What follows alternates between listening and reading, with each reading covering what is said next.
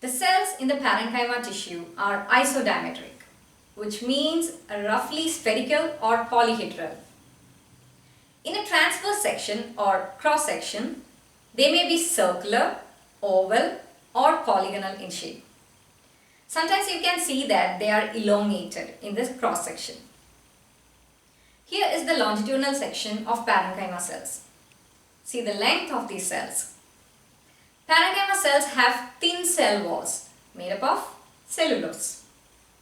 Mostly intercellular spaces or spaces between the cells are seen in parenchyma tissue. But sometimes the cells are seen closely packed.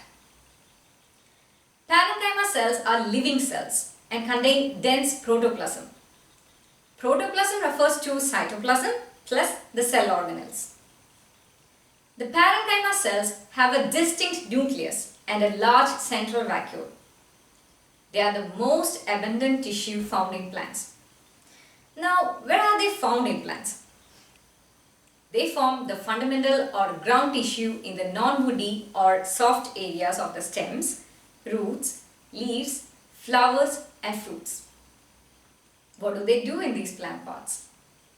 One of the main functions of parenchyma cells is storage of food materials. Parenchyma cells which store large quantities of food are called storage parenchyma. For example, parenchyma of root tubers and stem tubers.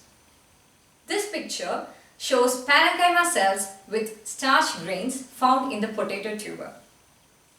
Parenchyma tissue containing chloroplast are called collenchyma. They conduct photosynthesis. And can you tell me where can you see the collenchyma? Yes, you guessed it right. They are seen in the photosynthetic organs or leaves. Collenchyma consists of palisade and spongy parenchyma. Palisade and spongy parenchyma together have a special name. If anyone knows that name, then type it right now in the comment box below. Aquatic plants have a special kind of parenchyma tissue called AIIMS. AIIMS have air spaces in between. These air spaces help in the internal circulation of air. They also give buoyancy to the plant. Specialized secretory parenchyma cells are found lining the resin ducts and other secretory structures. Finally, by maintaining the turgidity of cells, parenchyma cells give rigidity to plant organs. Now let's see what collenchyma tissue is.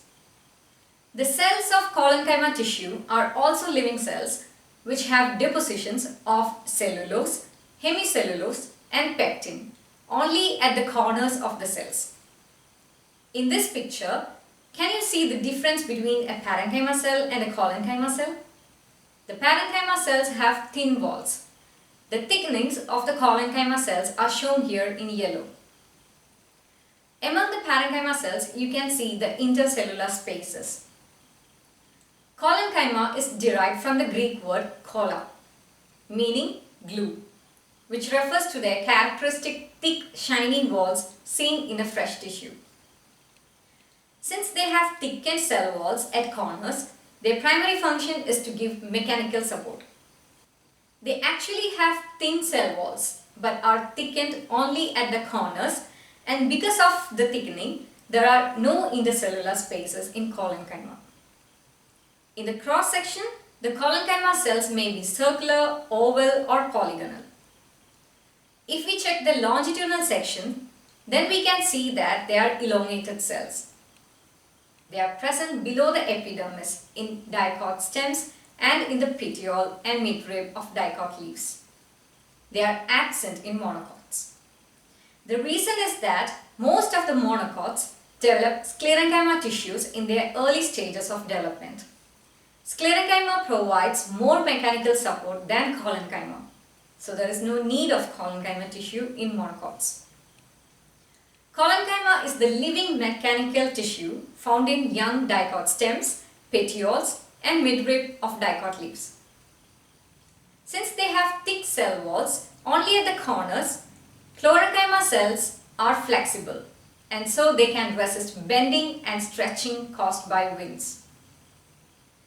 They also growth of the plant organs in which they are present. Sometimes they contain chlorophyll and perform photosynthesis.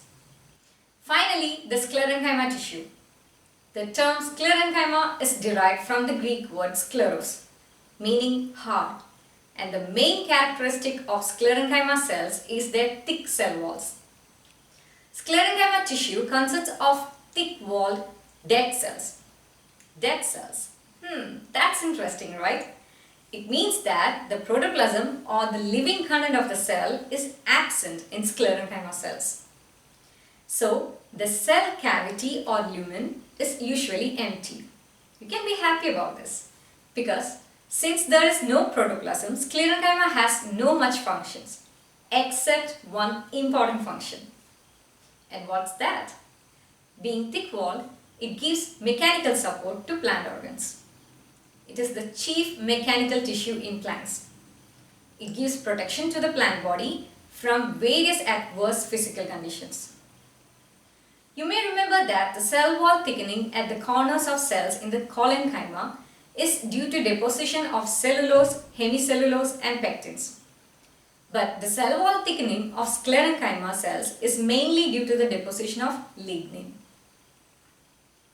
Lignin is uniformly deposited all over the sclerenchyma cell walls. Because of the thick cell walls, sclerenchyma cells have narrow lumen. Here in this picture, you can see that the size of lumen or cell cavity of sclerenchyma cells is much smaller than that of the parenchyma cells. Based on the shape, sclerenchyma tissues are classified into two types, namely fibers and sclerates.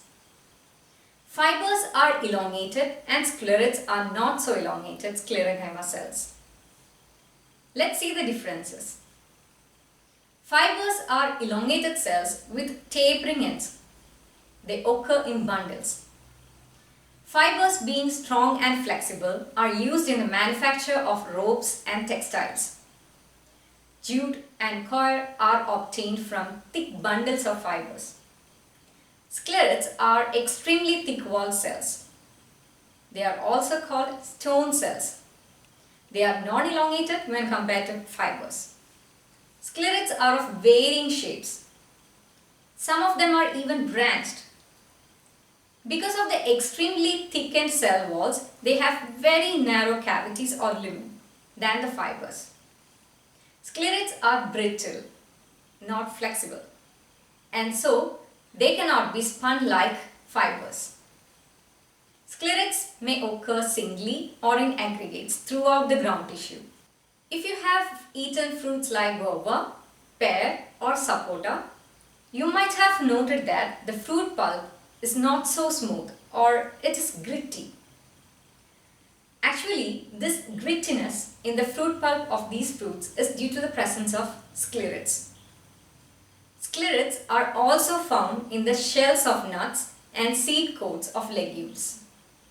And that's all for this video. Thank you for being with me and stay tuned.